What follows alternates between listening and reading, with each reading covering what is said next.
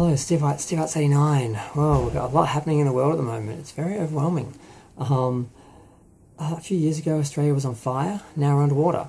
I think, and I'm just going from some news reports I saw. I haven't done a lot of research. Like 11 years ago, we had a storm of the century, once in a century storm, and then, less than 10 years later, we had similar storms, and that was this last year that we had floods. And the storms brought floods, and we had more floods this year. So I'm being told that, or I'm hearing that the latest lot of floods are due to a storm system or front that's like a seasonal thing, like an El Nino sort of thing. I can't remember what it was called. But the other issues are more attributed to global warming and are going to be, gradually increasing, and just it's just really scary. I mean,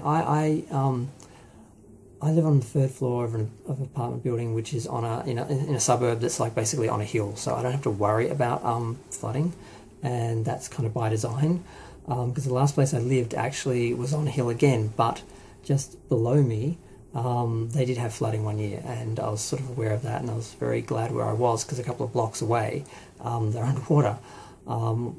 So I can't really imagine what it would be like now. I mean, despite being on the third floor, I still had flooding a couple of years ago where one of the neighbours somehow managed to do something in their apartment flooded, and because we share a wall, the water just came straight through the wall, and my kitchen and my whole place was under a couple of centimetres of water, and that may not sound like much, but the damage that did, I had to have my carpet pulled out, I had to throw out pretty much all my furniture, because this happened while I was away at Mardi Gras, so I came home and it happened and it had just been sitting there for a week, so everything was ruined, and that was just a couple of centimetres of water, so I can't imagine what feet of water would do.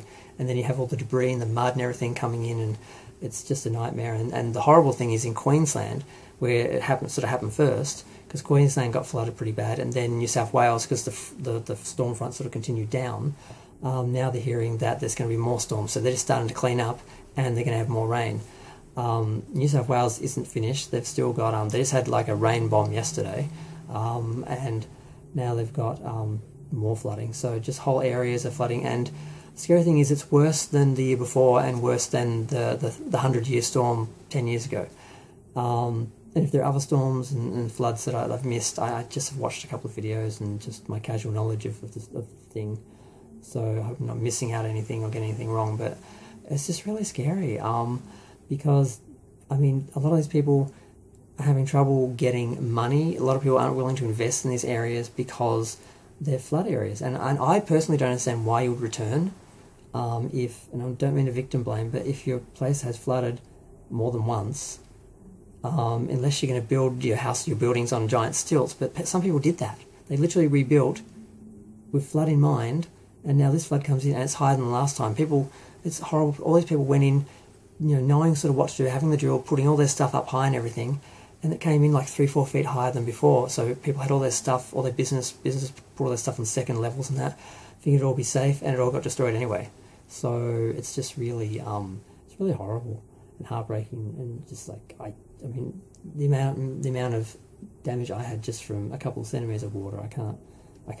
You see the pictures, and you can't really understand what it would be like, and a lot of people, they can't go home, and yeah, it's just really horrible. And I just want to talk about it because this is my YouTube, so I have my YouTube therapy. Anything's upsetting me or interesting me, I can talk about and have my little YouTube therapy and put it out there. So thank you for being part of my YouTube therapy, because I know things are getting crazy in Australia. And what are we going to do long term if these are the kind of things that are going to repeat and get more and more regular? Because what we're hearing is global warming is affecting Australia more than other countries, and sort of first, like the fires and all that we had there a couple of years ago, and now the flooding and all that. So if the world doesn't deal with global warming, we're going to keep having things like this happen. Although I'm not sure this is directly. I'm thinking more the other floods before that. But maybe it contributes. I'd have to research it, and yeah, it's just overwhelming, and I just feel really bad for those people, because the amount of cleanup, and now they've got to start again, and it's not over yet, and it's not even in winter. This is summer. we're in summer in Australia, in case some of my people, friends watching, and regular viewers, you know, I have so many of them, are watching from other countries. You know, this is the end of our summer. Like March is sort of the end of our summer as it starts to cool down again, but it's still like March, April, still sort of warm, then starts to cool down in May. So what's winter going to be like? I don't know, it's a bit scary, but I'm going to go. Feel free to share, like, comment, subscribe, let me know what you think. Thanks, bye.